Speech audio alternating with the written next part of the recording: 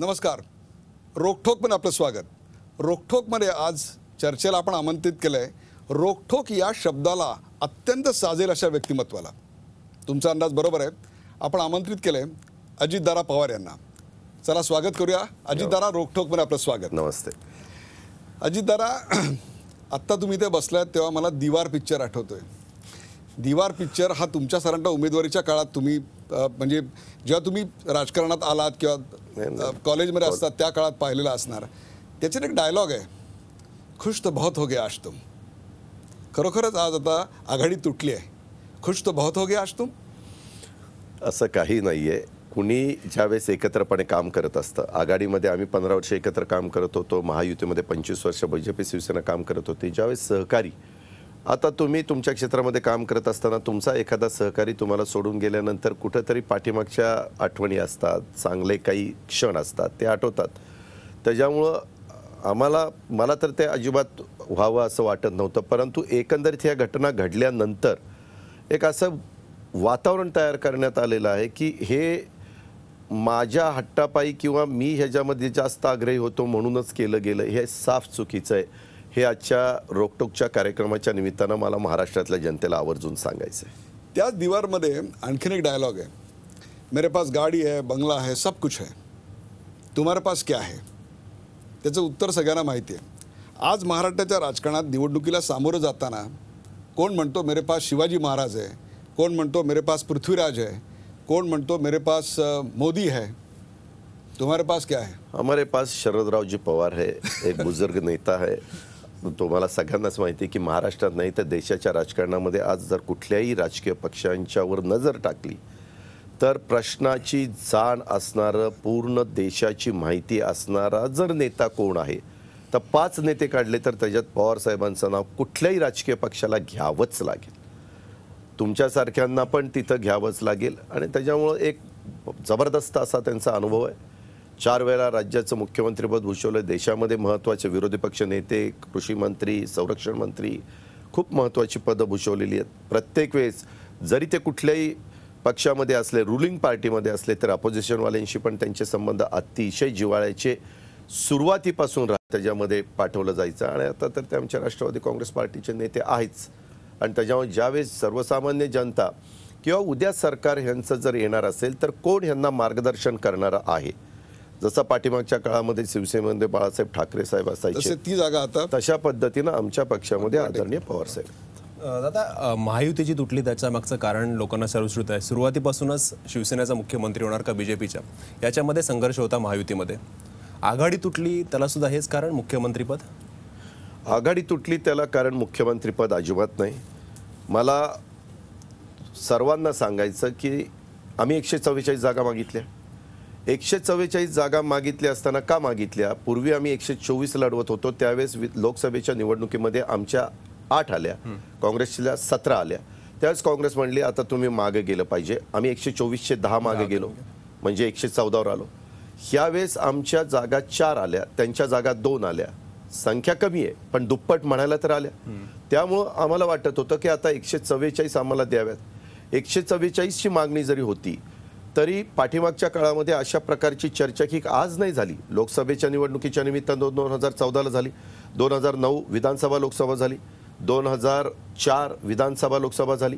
आणि त्यावेळेस सगळेजण ज्यावेळेस आम्ही बसायचो, मी तर प्रत्येक चर्चेमध्ये, मी, भुजबळ साहेब, राष्ट्रवादी काँग्रेस पार्टीच्या वतीनं आणि RR पाटील, प्रत्येक 2004 पासून आम्ही चर्चेमध्ये आहोत. आणि मग आता सुनील तटकरे होते, मागं पिचड साहेब होते, त्याच्या मागं जे ते प्रांताध्यक्ष होते ते त्या ठिकाणी, आणि प्रफुल्लभाई तयार असायचे.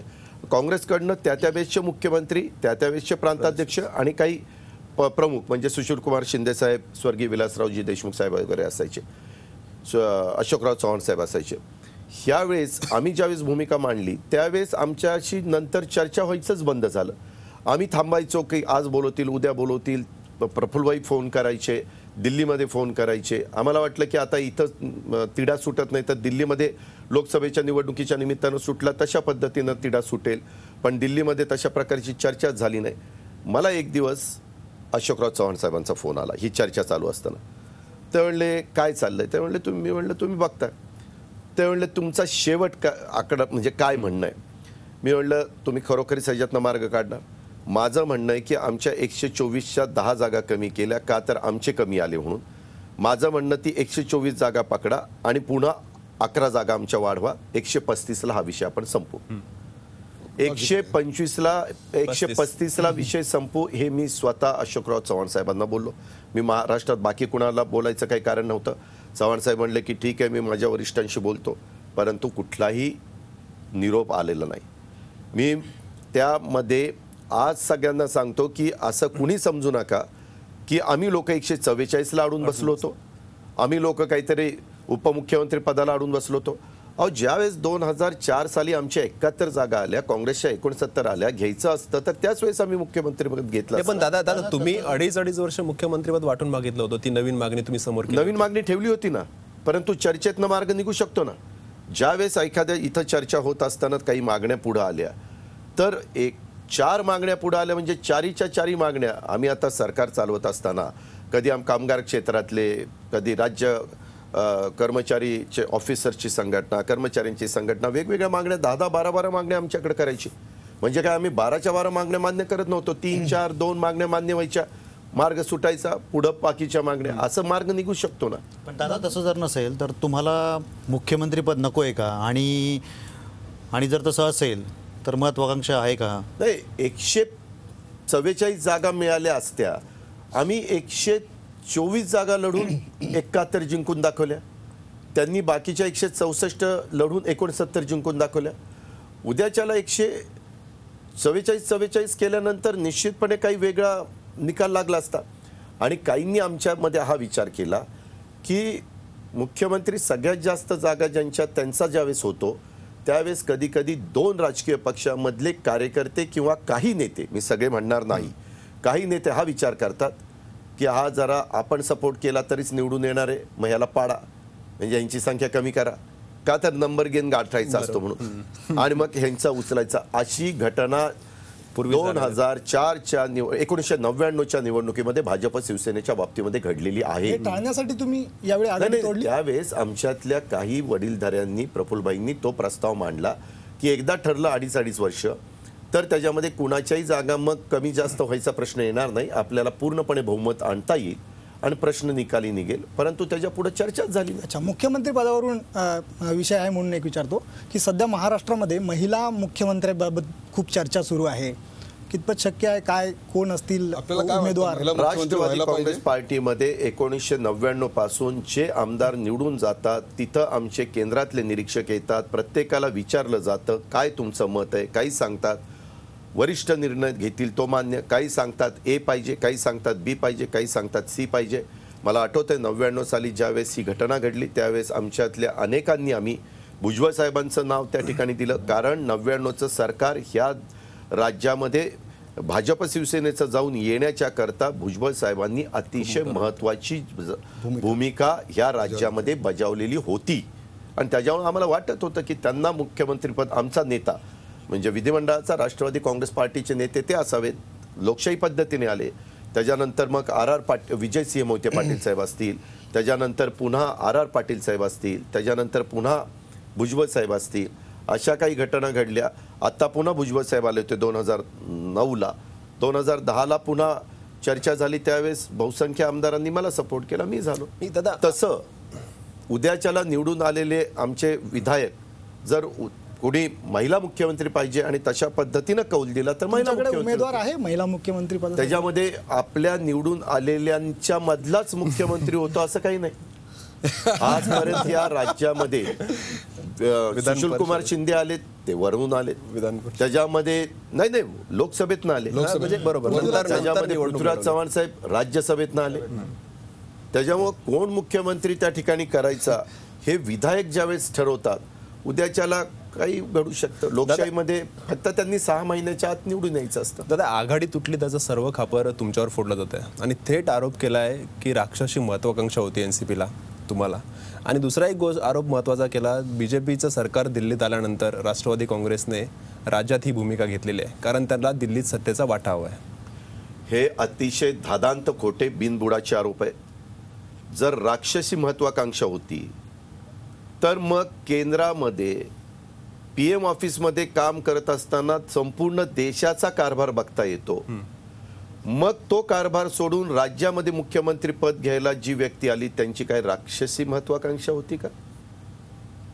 त्याला कुठली महत्वाकांक्षा म्हणून नाव द्यायचं? तुम्ही थेट आरोप करताय. नाही, आरोप नाही. उद्याच्याला जर कुणी अशा पद्धतीनं माझ्यावर बोलत असेल तर मी कुणाची बोलणे खाण्याच्या करता इथं बसलेलो नाहीये. माझी मतं स्पष्ट असतात, हे राज्यातल्या जनतेला माहिती आहे.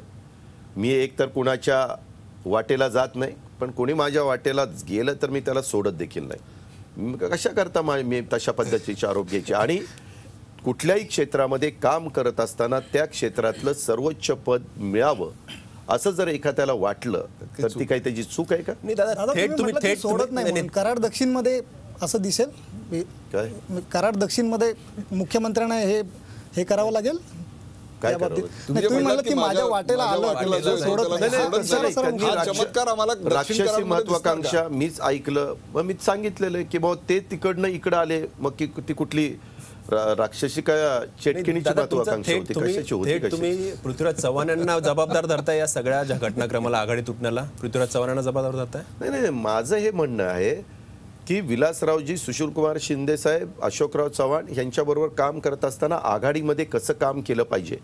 एका पक्षाचं सरकार चालवत असताना फक्त त्या पक्षाचे सर्वोच्च नेते हायकमांडला त्या ठिकाणी त्यांचं मूड बघून काम करावं लागतं सर्वच पक्षांना. तसं ह्यामध्ये काम करत असताना तुमच्या वाजपेयी साहेबांनी NDAचं सरकार चालवून दाखवलं. कितीतरी पक्ष होते त्याच्यामध्ये. डॉक्टर मनमोहन सिंगांनी अनेक पक्षांचं सरकार चालवून दाखवलं, काही प्रॉब्लेम आला नाही. 10 वर्ष सरकार पूर्णपणे बहुमतामध्ये कशामुळे होतं? मित्र पक्षांच्यामुळे होतं. काही कुठं अडचण आली का? प्रत्येकाला त्या पद्धतीनं सामावून घेतलं गेलं, प्रत्येकाला रिस्पेक्टफुली वागवलं गेलं. तशा पद्धतीनं ह्या चर्चेच्या मध्ये ज्या प्रकारे डायलॉग व्हायला पाहिजे होता, चर्चा व्हायला पाहिजे होती, चर्चा जर झाली असती तर पुढं मागं आपण होऊ शकतो ना. मी तर आता उदाहरण दिलं. मी राज्यातल्या जनतेला 135चा आकडा कुणी विचारा अशोकराव चव्हाण साहेबांना, अजित पवार असं म्हणले ते खरं आहे का खोटं आहे? एक त्याच्यावरूनच आता मला दिसतं की या सगळ्या प्रश्नात आपला स्वर असा थोडा मला चढलेला दिसतोय. आणि साहजिकच आहे की तुम्ही ते एक सांगितलं की माझ्या वाट्याला कोणी आला तर मी सोडत नाही आणि मी कुणाच्या वाट्याला जात नाही. म्हणजे एक प्रकारे तुम्ही परवाच्या भाषणात जे सांगितलं की आता माझी सटकली, तशीच अवस्था आत्ता मला दिसते. पण हे जे सगळं आता सध्या महाराष्ट्राच्या राजकारणात चाललंय, काल रात्री एका पक्षाबरोबर, तर आज दुसऱ्या पक्षाबरोबर, आज सकाळी एका पक्षाबरोबर, तर तिकीट तिसऱ्याच पक्षाबरोबर, हे पाहिल्यानंतर जनता नाही म्हणणार आता माझी सटकली? 100% जनता म्हणणार. माझं तर म्हणणं, जनतेची खरंच हे सगळं बघितल्यावर सटकली पाहिजे. त्याचं कारण निष्ठेला महत्त्वच राहिलेलं क्या नाही. बात आहे. अक्षरशः काही जण बघतात, म्हणजे काही उदाहरणं अशी आहेत की त्यांच्याकडे 3 AB फॉर्म आले आणि त्यांनी ठरवलं आता इकडे जावं का इकडे जावं का इकडे जावं, आणि त्याच्यावर 2 AB फॉर्म बाजूला काढून ठेवले आणि त्यांना जे वाटतं त्या पद्धतीनं केलं. तिथली साधारण वातावरण काय, तिथली भौगोलिक परिस्थिती काय, तिथली राजकीय परिस्थिती काय, कुणाचं घेतल्यानंतर आपण निवडून येऊ, समोर कोण कोण उमेदवार आहेत, ह्या पद्धतीचं हे सगळं झालं. ह्यामध्ये तुम्ही बघा, काही जणांनी आमच्यावर वाटेल तशा प्रकारचे आरोप केले आणि ते आरोप करत असताना 2-2 दिवस सभागृह बंद पाडलं. आणि ती लोक मात्र त्यांच्या पक्षामध्ये गेल्यानंतर असा काही चमत्कार झाला की ते एकदम धुतल्या तांदळासारखे स्वच्छ झाले, ते मला काही कळलं नाही. म्हणजे तुम्ही XYZ ABC करता पूर्णपणे सभागृह वेठीस धरता, पूर्णपणे राज्यातल्या जनतेच्या समोर त्यांचे पूर्ण वाभाडे काढण्याचा प्रयत्न करता, आणि निवडणुका जवळ आल्यानंतर अनेक वेगवेगळ्या प्रकारचे तसे असणारी व्यक्ती हे तुम्हाला चांगल्या वाटायला लागतात. तुम्ही मांडीला मांडी लावून त्याच्यामध्ये बसता आणि मग तुम्ही म्हणायला लागता की त्यांच्यावर आजपर्यंत कुठलाही आरोप सिद्ध झालेला नाही. आरोप सिद्ध झाला की आम्ही त्यांच्यावर कारवाई करू. मग ते ज्या पक्षात होते तेव्हाही त्या पक्षाच्या नेतृत्वाचं हेच म्हणणं होतं की कुणावर आरोप जर सिद्ध झालेला नसता तर मग त्यांना कारवाई करण्याचा काय प्रश्न आहे. मग आरोप सिद्ध झाला असता तर आम्ही पण कारवाई केली असती. एक प्रकारे आता माझी सटकली असं म्हणणारे अजित पवार आता जनतेची सटकलीच पाहिजे असं म्हणतायत. ढासळत्या राजकारणाचा हा आणखीन एक नमुना. चर्चेचा हा सिलसिला असाच चालू राहणार आहे. कुठेही जाऊ नका, पाहत राहा झी 24 तास. आपण पाहताय रोखठोक अजितदादा पवार.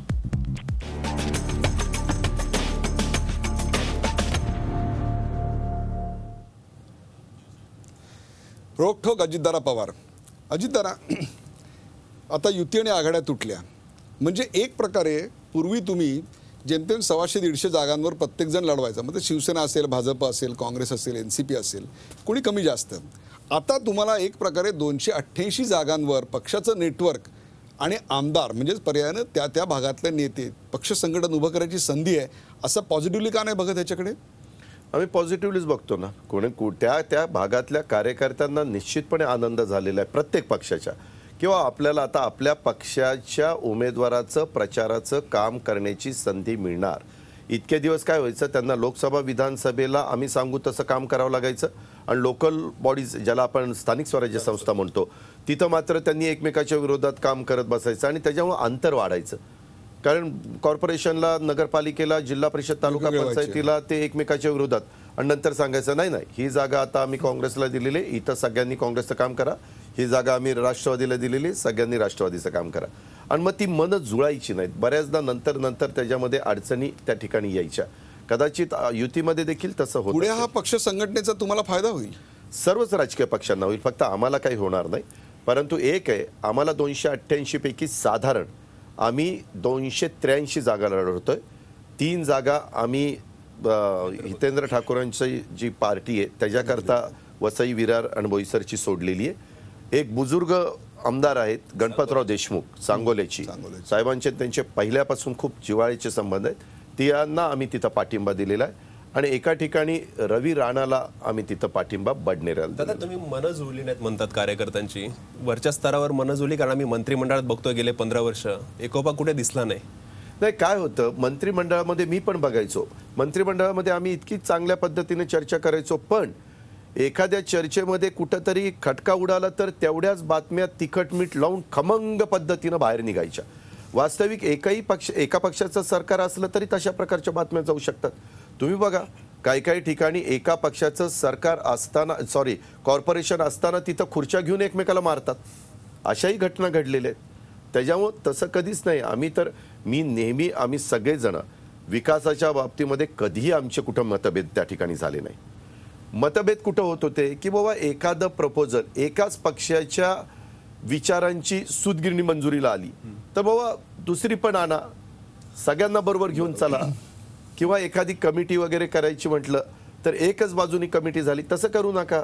आघाडीचं सरकार आहे, दोघांचे त्याच्यामध्ये सामावून घ्या. दादा, असं म्हटलं जातं की केंद्रीय पक्ष विशेषतः भाजपा प्रादेशिक पक्षांना संपू पाहतोय. काँग्रेस बरोबरचा तुमचा अनुभव कसा होता, कसा आहे? असा कुठला पक्ष कोणाला संपू शकत नाही. आज आपण कालच्या लोकसभेच्या निवडणुकीच्या निमित्तानं बघितलं, प्रादेशिक पक्ष असणारा ममता बॅनर्जीचा पक्ष हा तिथं भाजप संपू शकलं नाही.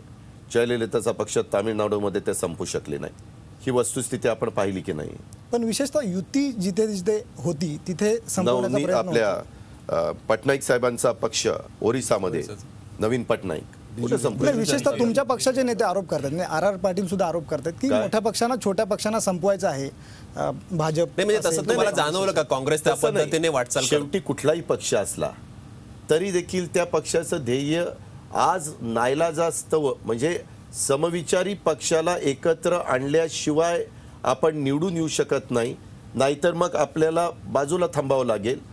आम्ही कशा करता एकत्र आलो, सेक्युलर वोट्स त्याचा विभागणी होऊ नये त्याकरता आम्ही एकत्र आलो. आणि मग एकत्र आल्यानंतर गेले 15 वर्ष आम्ही एकत्र राहून निवडणुकीला सामोरं त्या ठिकाणी गेलो. आताच्या काळामध्ये आमचं एवढंच म्हणणं होतं की लोकसभेच्या निवडणुकीच्या निमित्तानं 21 जागा लढून आमच्या 4 आल्या, 27 जागा लढून तुमच्या 2 आल्या, तर त्या प्रमाणामध्ये जागेचं वाटप जर केलं तर आणखीन आम्ही पुढे सरकलो असतो. पण आम्ही तसं केलं नाही. पण आम्ही 144 आणि हे होत असताना साहजिकच आहे, कुणी मोठा मासा असला, तुम्ही आमच्या इथं गाया वगैरे असतात, आम्ही वासरांना खुराक ठेवतो, त्याच्यामध्ये जे जरा धष्टपुष्ट असतं ते दुसऱ्याला कमकुवतला खाऊन देतच नाही, ते आपलं स्वतःचा आहार घेण्याचा प्रयत्न करतो. हे मनुष्य स्वभाव आहे, हे पहिल्यापासून सर्व ठिकाणी चालत आलेलं आहे. उलट आपण आहे त्याच्यामध्ये आपली ताकद कशी वाढेल हा प्रयत्न आम्ही पण केला पाहिजे, त्यांनी पण केला पाहिजे. प्रत्येकाला आपली आपली मतं असतात. एक सुंदर उदाहरण देऊन याचं उत्तर दिलेलं आहे खरं तर. तसं नाही, ही पद्धत आहे. म्हणजे तुम्ही इव्हन ज्यावेळेस तुम्ही कुठलाही स्टड फार्म बघा त्याच्यामध्ये तशाच पद्धतीने, म्हणून मग प्रत्येकाला नीटपणे खुराक मिळावा म्हणून त्यांच्या ठिकाणी ते वेगवेगळ्या खुराक दादा, टाकतात. आपण बारामतीवर येऊया. बारामतीमध्ये लोकसभा निवडणुकीत आपण जे पाहिलं म्हणजे पवारांचा बालेकिल्ला, या बालेकिल्ल्यातच लोकसभेमध्ये प्रचंड मताधिक्य कमी झालं सुप्रियाताईंचं. विधानसभेला तुम्हाला तशी भीती वाटते? तुम्ही बारामतीच्या 6 विधानसभा मतदारसंघावर नजर टाकली तर बारामती विधानसभा मतदारसंघातली 90,000चं लीड दिलं, हे लक्षात घ्या. आणि मी 1 लाखांनी निवडून आलो होतो.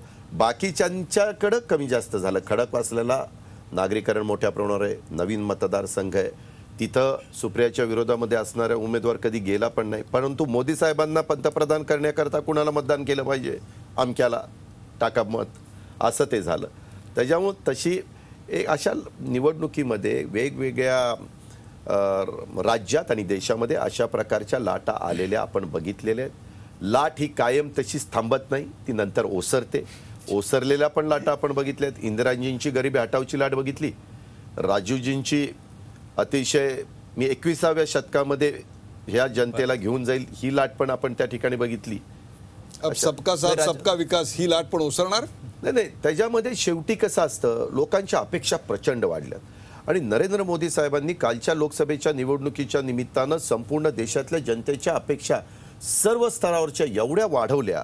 ज्या प्रकारे त्यांनी सोशल मीडियाचा वापर करून घेतला, ज्या प्रकारे त्यांनी जाहिरातबाजी केली, ज्या प्रकारे त्यांनी ह्या सगळ्याचा वापर करून लोकांच्यापर्यंत पोहोचण्याचा प्रयत्न केला, तो जर आपण बघितला तर प्रत्येकाला वाटतं की नाही माझं काम झालं पाहिजे. 100 दिवसामध्ये काहीतरी ही लाट ओसरल्यामुळंच उत्तर प्रदेशचा निकाल वेगळा लागला, बिहारचा वेगळा राजस्थानचा वेगळा लागला, बिहारचा वेगळा लागला. हे आत्ताची ताजी उदाहरणं आहेत. गुजरातचा वेगळा लागला.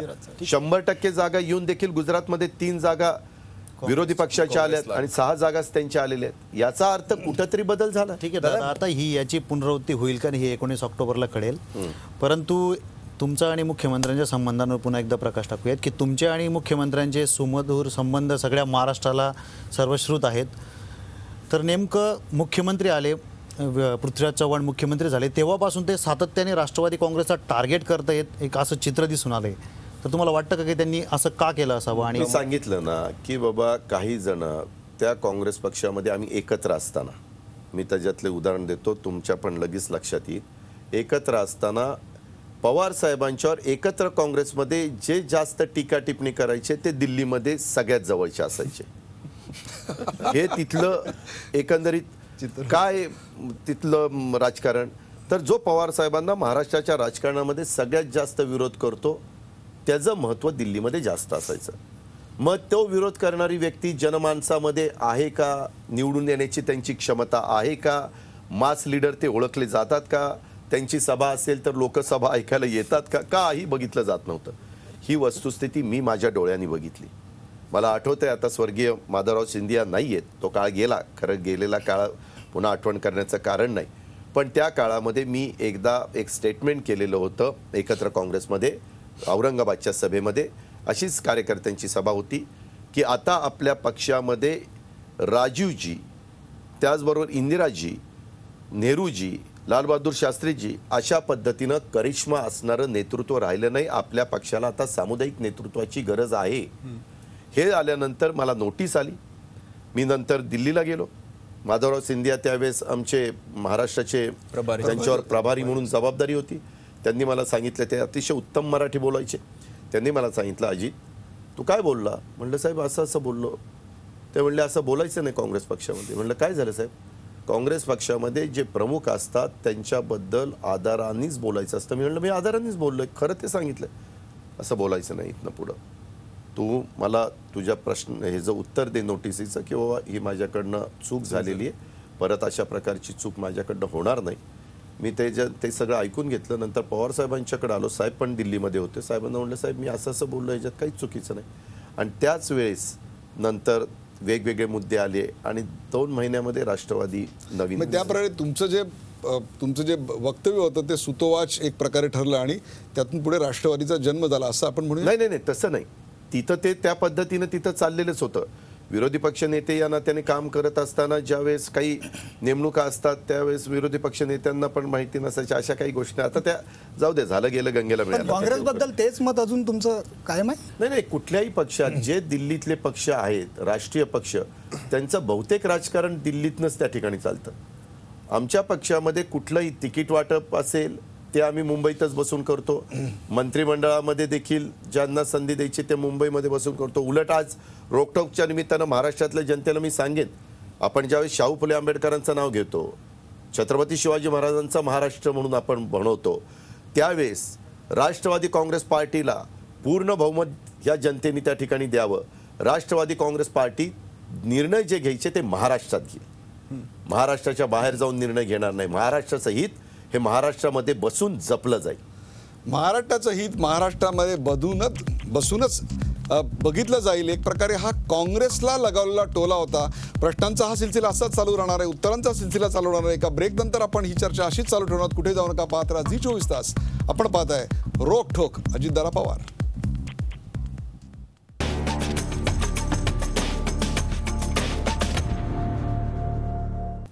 रोकठोक अजितदादा पवार.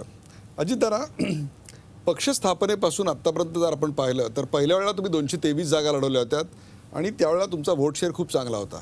परंतु नंतरच्या 2 निवडणुकात सातत्यानं व्होट शेअर कमी होतोय, जागा पण कमी होत आहेत. 2.5% मागच्या निवडणुकीत जागा कमी झालेल्या दिसल्या, आपल्या व्होट शेअर कमी झालेला दिसला. त्याचबरोबर मुंबई आणि विदर्भ या 2 ठिकाणी विशेषतः शहरी भागामध्ये राष्ट्रवादी वाढताना दिसत नाही. ग्रामीण महाराष्ट्रात त्याची पाळंमुळं घट्ट आहेत. पहिल्यांदा जागा लढवले होते ते 223 तुम्हीच सांगितलं, बरोबर. त्यावेळेस त्या प्रमाणात मतांचं पर्सेंटेज आलं. नंतर जागाच मुळात 124 लढवले ना. 223 लढून आलो 58 निवडून. नीट लक्षात घ्या, 99ला 223 लढून आलो 58 निवडून, नंतर 124 लढून आलो 71 निवडून, नंतर 114 लढून आलो 62 निवडून. त्याच्यामुळे असं काही नाहीये त्याच्या संदर्भात. परंतु बरोबर तुम्हाला मी सांगतो, अगदी बरोबर आहे तुमचं म्हणणं, पण तुमचा व्होटिंग पर्सेंटेज कमी झालाय. मी 99शी कम्पेअर करतच नाही, कारण ती परिस्थिती वेगळी होती, वेगळे लढलेल्या होतात. मागच्या वेळेपेक्षा आणि म्हणजे त्याच्या आधीच्या वेळेपेक्षा 2.5% मतात घट झाली. 2.5% महाराष्ट्राच्या राजकारणात राष्ट्रवादीसाठी खूप महत्त्वाचं आहे. आणि त्याच्या पलीकडे जाऊन महत्त्वाचा मुद्दा शहरी भागात आणि विदर्भातला एनसीपी. 2.5% घट झालेली असले तर यंग जनरेशनच्या संदर्भामध्ये पुन्हा त्यांना आपलंसं करण्याचं सोशल मीडियाचा वापर करून काय फॅक्ट आहे. खूप जणांना काय झालंय, पवारसाहेब आमचे जे नेते आहेत ते 50 वर्ष राजकारण करतात. नवीन पिढीला, नवीन जन्माला आलेली जी पिढी मतदार आहे त्या सगळ्यांना पवारसाहेबांच्या पाठीमागच्या कामाच्या संदर्भातली फार बारकाईनं माहिती आहे असं मला वाटत नाही. जे एक पाठीमागे 78च्या निवडणुकीमध्ये, 80च्या निवडणुकीमध्ये, 84च्या निवडणुकीत, 85च्या, 90च्या ह्या निवडणुकीमध्ये जशा पद्धतीनं होतं, 95च्या, 99पर्यंतच्या, त्याच्यानंतर यंग जनरेशन नवी आली ना, त्यांच्या अपेक्षा निश्चितपणे वेगळ्या आहेत. आणि शहरी भागाच्या बद्दल तुम्ही जर म्हणाला तर शहरी भागामध्ये नवी मुंबई शहरी भाग आहे, 3 महानगरपालिका आमच्या ताब्यामध्ये. मुंबईमध्ये आम्ही प्रयत्न करतोय, परंतु तेवढं यश आम्हाला मुंबईमध्ये अजून आलं नाही ही वस्तुस्थिती मी नाकारत मान्य करते, हे मान्य करतो. परंतु त्याच्या संदर्भामध्ये आणखीन आम्हाला मुंबईमध्ये काम करण्याची गरज आहे. पण मुंबई सोडून बाकीच्या ठिकाणी शहरी भागात पिंपरी चिंचवड असेल, पुणे असेल, तिकडं नाशिक असेल, किंवा तिकडं वेगवेगळ्या भागामध्ये अनेक, यवतमाळचा नगराध्यक्ष आज आमचा आहे, यवतमाळची जिल्हा परिषदेचा अध्यक्ष आज आमचा आहे. ते भंडारा गोंदियामध्ये देखील आमची परिस्थिती त्या ठिकाणी चांगली आहे. आणि त्याच्यामुळं वेगवेगळ्या ठिकाणी, जळगावमध्ये आमच्या सर्वात जास्त जागा आल्या, बीडमध्ये आमच्या सर्वात जास्त जागा आल्या. बीडमध्ये तर 6 पैकी 5 जागा आमच्या आल्यात. आमदार आहेत तुमच्या तिकडे, 5 आमदार, तेच ना मी म्हणतो. आणि त्याच्यामुळं एकेकाळी आम्ही आदिवासी भागामध्ये कमी होतो, परंतु आदिवासी भागामध्ये देखील आमची परिस्थिती त्या ठिकाणी सुधारली. अशा पद्धतीनं एकंदरीत झालं. एकच झालं, आम्ही केलेल्या कामाचं मार्केटिंग ज्या पद्धतीनं व्हायला पाहिजे होतं तेवढं मार्केटिंग त्या ठिकाणी होऊ शकलं नाही. आम्हाला असं वाटलं की काय करायचं, आपण काम केलेलंच आहे.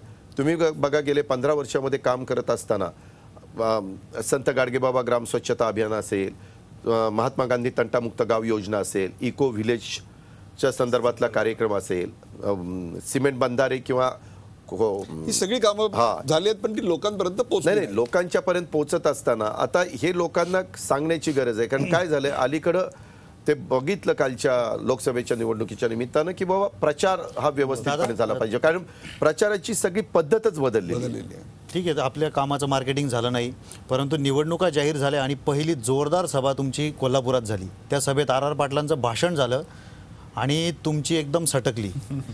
तर तुमची सटकली म्हणजे नेमकं आता या निवडणुकीनंतर राष्ट्रवादी बहुमत आल्यानंतर तुम्ही काही करिश्मा करून दाखवणार आहेत का? काय करिश्मा करणार आहेत तुम्ही? नाही, ह्या 15 वर्ष काम करत असताना मी ह्या चर्चेच्या, ह्या बातचीतच्या निमित्तानं मुलाखतीच्या निमित्तानं महाराष्ट्रातल्या जनतेला सांगू इच्छितो, मी पारदर्शक कारभार आम्ही सगळेजण करू. मला माहीत नाही उद्याच्याला राष्ट्रवादी काँग्रेस पार्टीचा विधिमंडळाचा नेता कोण होईल, शेवटी विधायक आमचे ठरवतील, पण अतिशय पारदर्शक गतिमान अशा प्रकारचा कारभार आम्ही त्या ठिकाणी करून दाखवू. भ्रष्टाचार मी स्वतः तर करणार नाही, पण दुसऱ्याला पण मी करून देणार नाही, ही माझी त्या ठिकाणी पद्धत राहील. ह्या संदर्भामध्ये जे वाटेल तशा प्रकारचे खोटे आरोप आमच्यावर करून आमची बदनामी करण्याचा प्रयत्न जाणीवपूर्वक विरोधकांनी पण तसा केला आणि विरोधकांच्या आरोपाला थोडंसं खतपाणी आमच्याच काही मित्रांनी घालण्याचा प्रयत्न केला. वास्तविक असं नाही चालत. उद्याच्याला आपण एकत्रपणे काम करत असताना एखादा आरोप झाला तर वस्तुस्थिती लोकांच्या समोर जशी श्वेतपत्रिकेच्या निमित्तानं आणली गेली, मग श्वेतपत्रिका जशी जलसंपदा विभागाची व्हायला पाहिजे तसं आर पाटील म्हणले की एकदा सिडकोची आणि MMRDAची पण श्वेतपत्रिका काढा. त्या खात्यात भ्रष्टाचार आहे? श्वेतपत्रिका नाही नाही, एकदा होऊ दे ना, कळू दे ना. आता काही जण स्वतःची स्वच्छ प्रतिमा अशा पद्धतीनं पुढे आणतात. मला एक सांगायचंय, विचारायचंय, मी पण त्या मंत्रिमंडळामध्ये होतो, पण आता मी त्या मंत्रिमंडळामध्ये नाही. जवळपास तिथं राष्ट्रपती राजवट आली असं कानावर येतं. पण मला सांगा की सरकारमध्ये आम्ही निर्णय योग्य पद्धतीनं घेतो, घाई गडबड करत नाही. मग लोकसभेच्या निवडणुकीच्या आधी 2 महिन्यामध्ये एवढे निर्णय घेण्याची घाई का झाली? का रात्रंदिवस कॅबिनेट चालायच्या? का 2-2 दिवस कॅबिनेट चालायच्या? जर सुरुवातीपासून ते निर्णय घेतले असते तर घाई गडबड करण्याचं कारण नव्हतं. त्याचबरोबर त्याच्यानंतरच्या काळामध्ये विधानसभेची निवडणूक आली, त्याही काळात तुम्ही बघा रेकॉर्ड किती अध्यादेश निघाले, 1000च्या वर झाले. आणि का त्याच काळात आले? अरे काम करायचं होतं तर आपल्याला माहिती आहे ना, आपण आलोय. पहिल्या वर्षी काय, दुसऱ्या वर्षी शॉर्ट टर्मचे निर्णय कुठले आहेत, लॉंग टर्मचे निर्णय कुठले आहेत, मधल्या काळात कुठले निर्णय घ्यायचे, हे सगळ्या गोष्टी होऊ शकतात.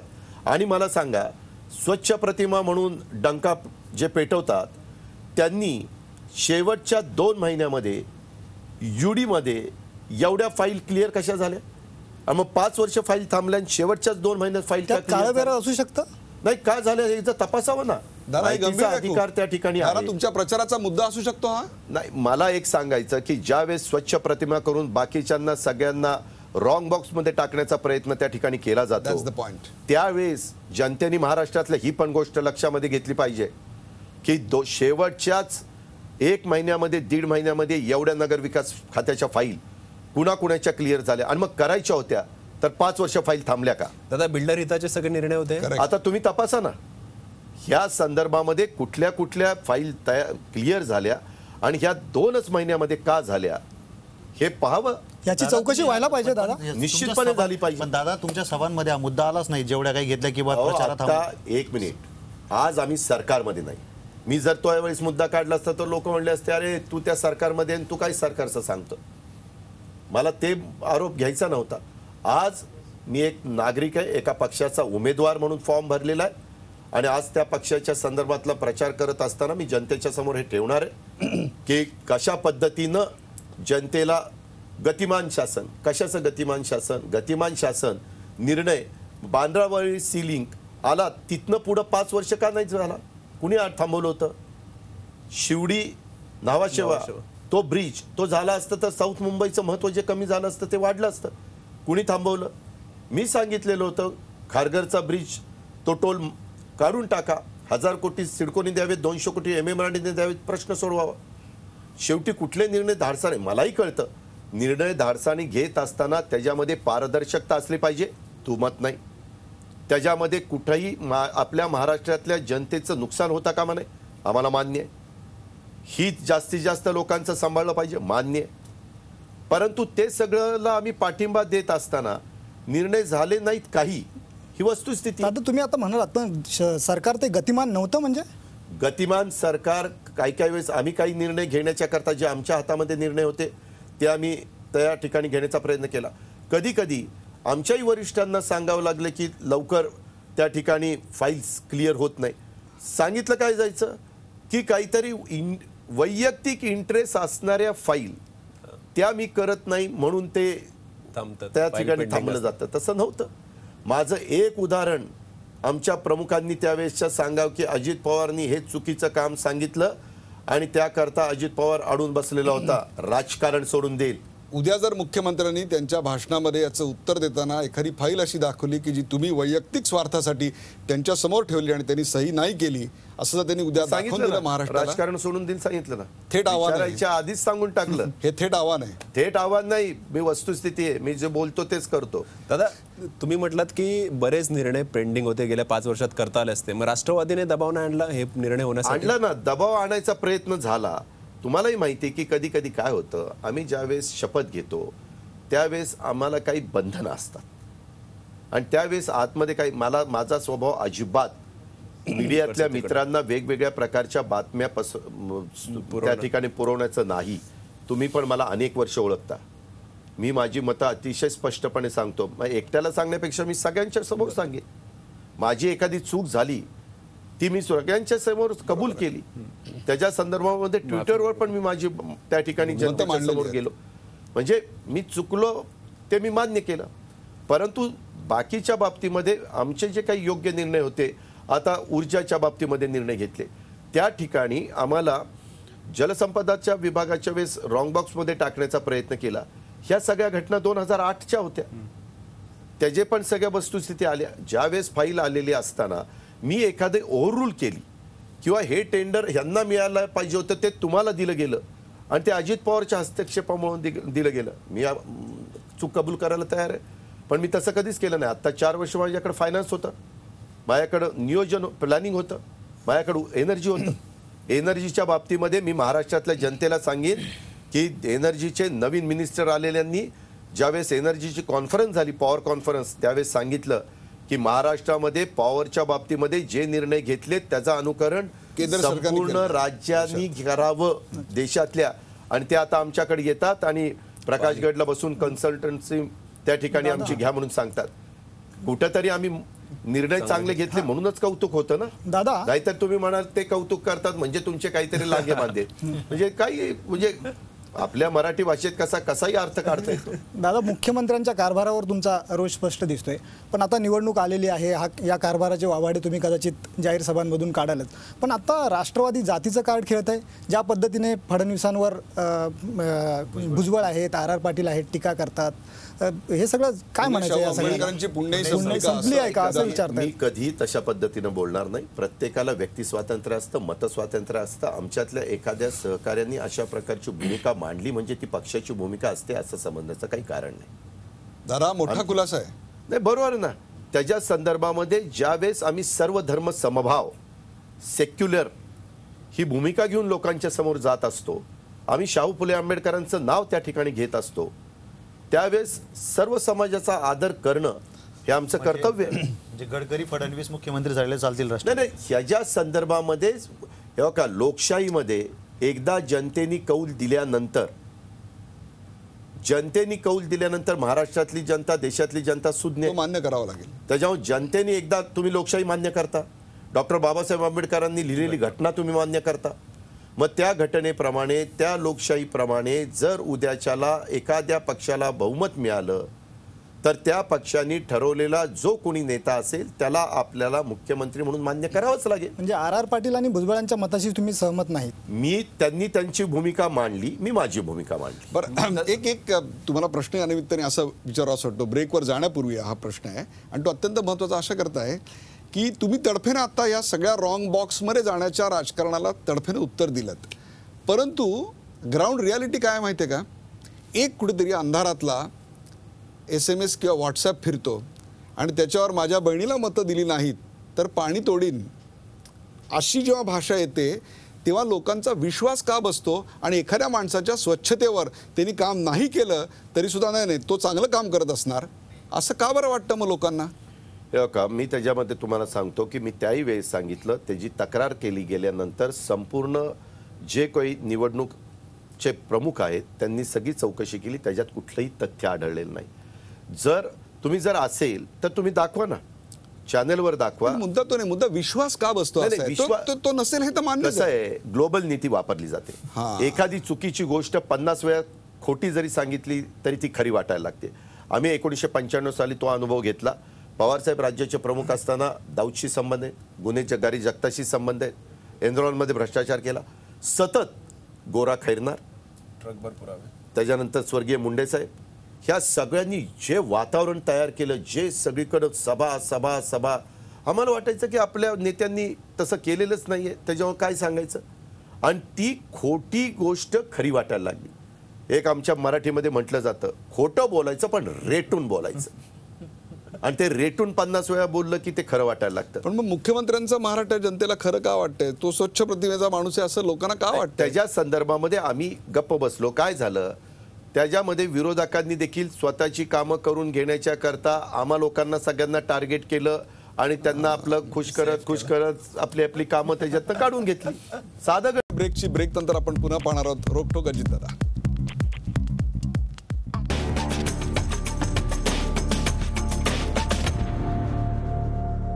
रोकटोक अजितदादा यांच्या चर्चेचा सिलसिला असा सुरू राहणार आहे. दादा, आपण निवडणुका जवळ आल्यात बघतो, कोणी विजन डॉक्युमेंट आणलंय, कोणी ब्लूप्रिंट आणली आहे. अजितदादांचं किंवा राष्ट्रवादीचं कुठलं असं विजन किंवा कुठली प्रिंट असणार आहे? जाहीरनामा आमचा तयार त्या ठिकाणी होतो आणि पहिल्या सभेत कोल्हापूरच्या मी त्या ठिकाणी सांगितलं, गेले 15 वर्ष आम्ही प्रशासनाचा अनुभव घेतलेला आहे, सरकार चालवण्याचा अनुभव त्या ठिकाणी घेतलेला आहे आणि त्याच्यामुळं एकंदरीत ह्या राज्यामध्ये दळणवळण इन्फ्रास्ट्रक्चर तातडीनं उभं करून देणं आणि त्याच्यातनं रोजगार म्हणजे इंडस्ट्री आपोआप येणार, इंडस्ट्री आल्यानंतर त्याच्यातनं रोजगार त्या ठिकाणी निर्माण होणार. माझं स्वतःचं मत आहे की शिक्षणाच्या संदर्भामधलं जी काही पद्धत आहे ती पण बदलली पाहिजे. पूर्वी 11-4 होती, आता 10-2-3 आहे. 10-2-3 होऊन देखील जवळपास 40 वर्ष झाली. आता साधारण कुठलं शिक्षण प्रकारचं दिल्यानंतर तो मुलगा किंवा ती मुलगी स्वतःच्या पायावर उभं राहू शकतील किंवा त्यांना नोकरी मिळू शकेल, ह्याच्यामध्ये काही बदल करण्याची गरज आहे. जसं नॅक आणलं कॉलेजला तसं सॅक इकडं हायस्कूलला आणण्याची गरज आहे.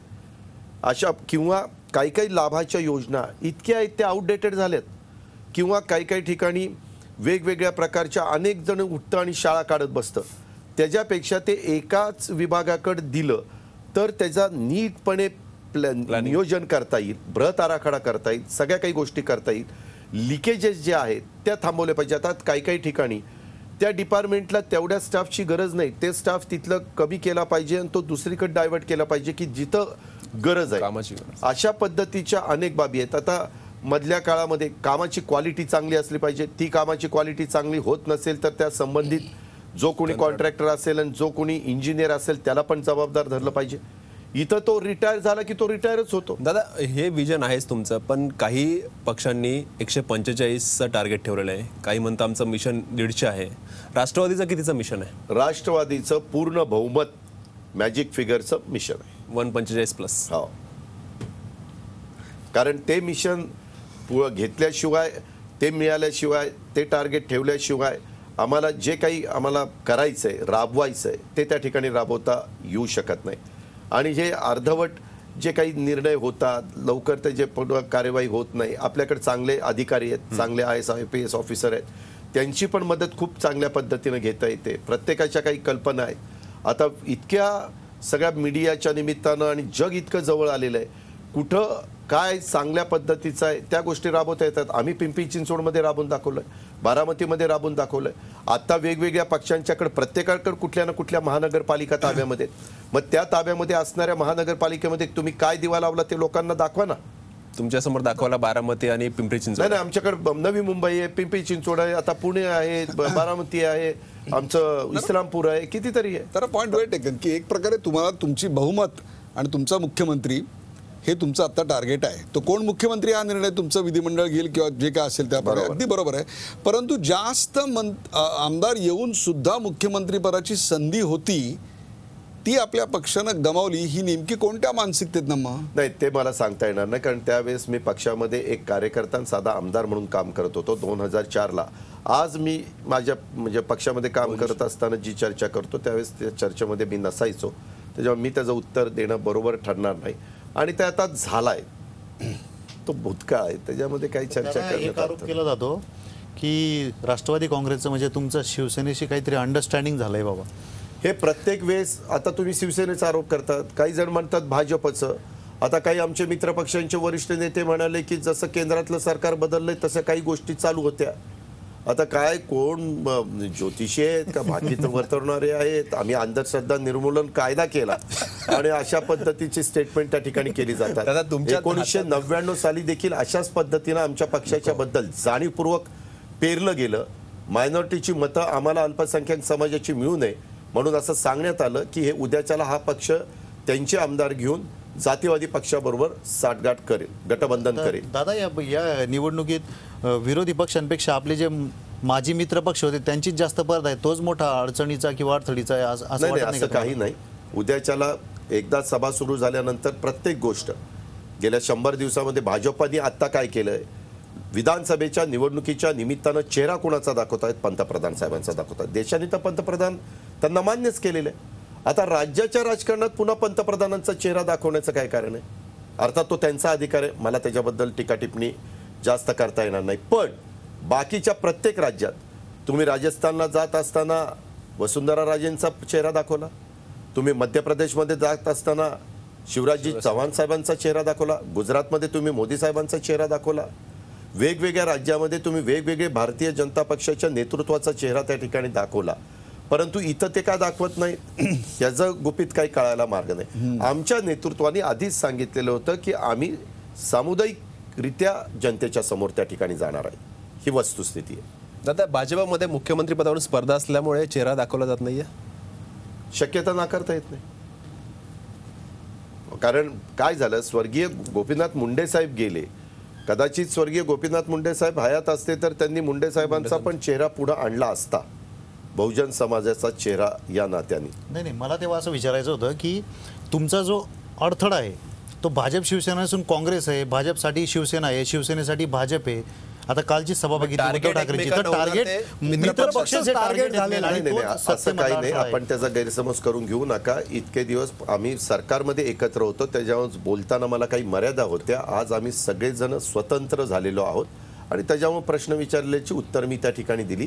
शेवटी निवडणुकीला सामोरं जात असताना त्या विधानसभा मतदारसंघामध्ये आमच्या उमेदवाराच्या विरोधामध्ये जो ताकदवान उमेदवार असेल त्या पक्षाच्या संदर्भातच आम्ही आमच्या भूमिका प्रचाराच्या निमित्तानं मांडणार.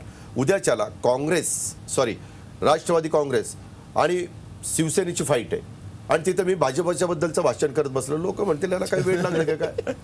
ज्यावेळेस राज्याच्या संदर्भातले प्रश्न असतात त्यावेळेस कुणी आता आमच्यावर हे मध्ये तुम्ही मगाशी प्रश्न विचारला राक्षसी महत्वाकांक्षा, त्याचं उत्तर देणं माझं कर्तव्य आहे. बरोबर. उद्याच्याला जर मी त्याला उत्तर देऊ शकलो नाही तर लोक म्हणतील की हे बोलत नाही, याचा अर्थ खाली कुठेतरी मूर्त.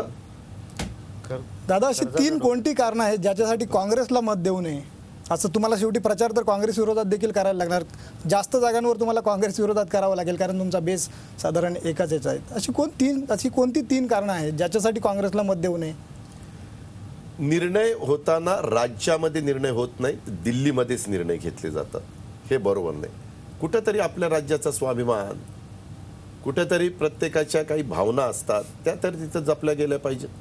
आपलं उठायचं तिकडं त्या ठिकाणी जायचं, ठीक आहे ना, तुम्ही फोनवर विचारा, व्हिडिओ कॉन्फरन्सिंगद्वारे विचारा, वडीलधाऱ्यांना विचारलं पाहिजे, त्याबद्दल दुमत असण्याचं काहीच कारण नाही.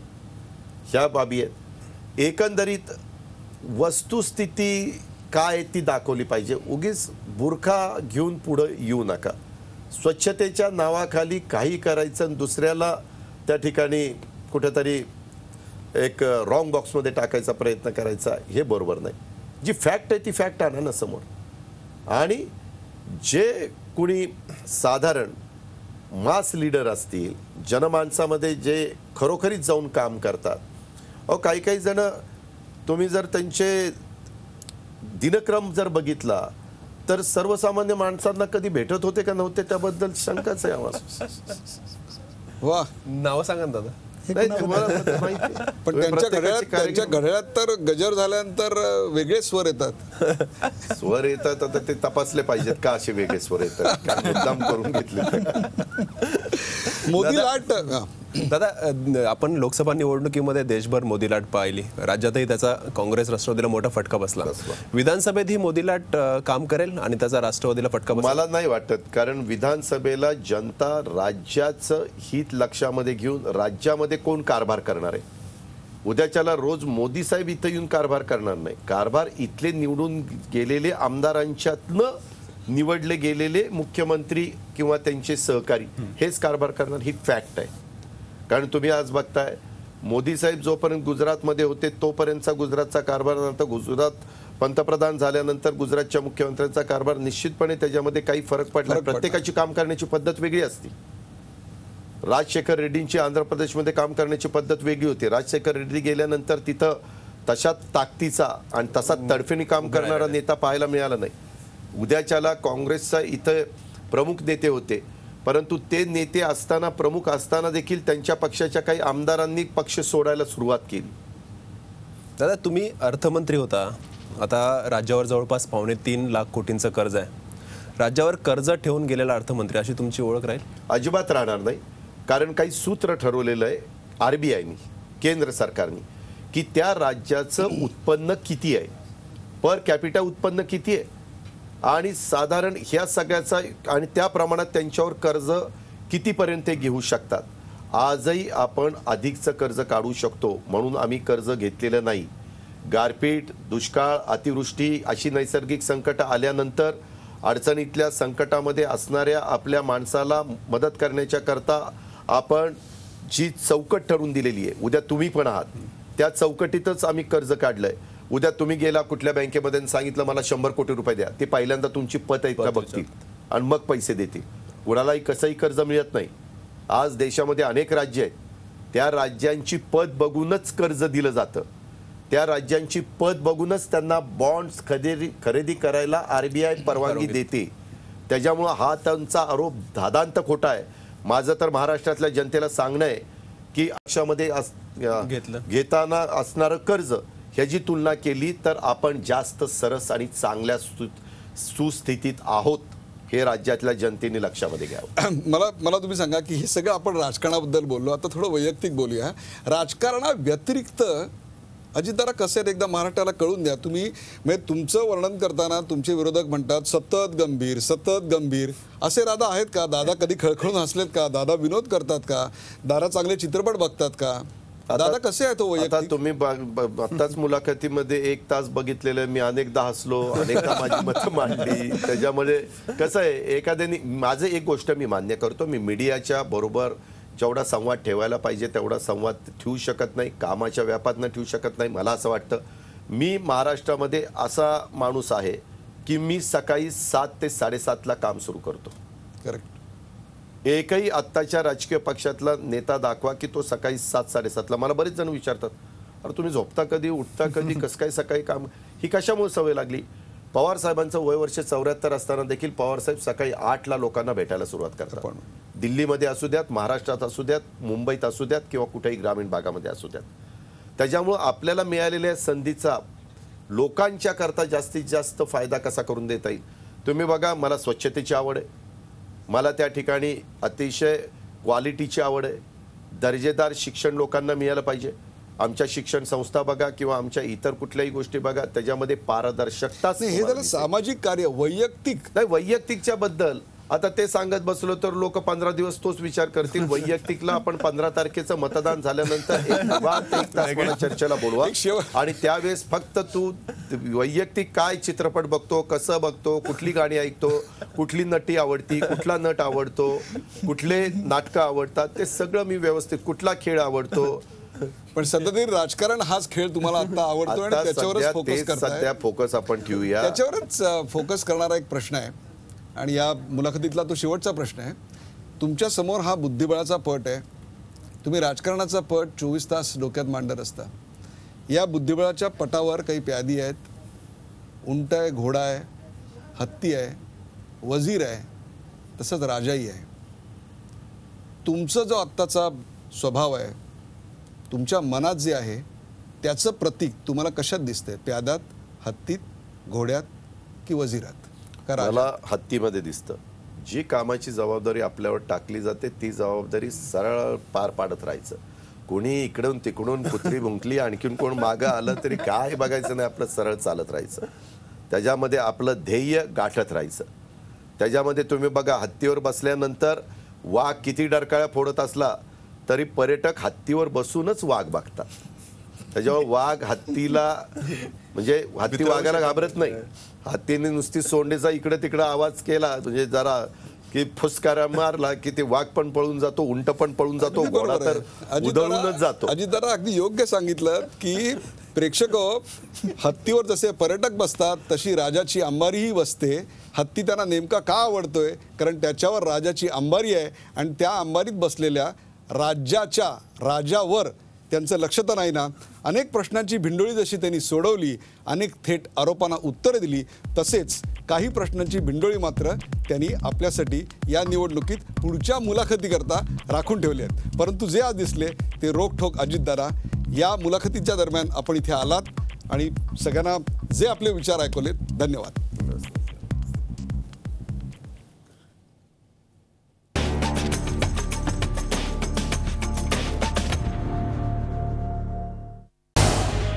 झी 24 तास रहा एक पाऊल पुढे.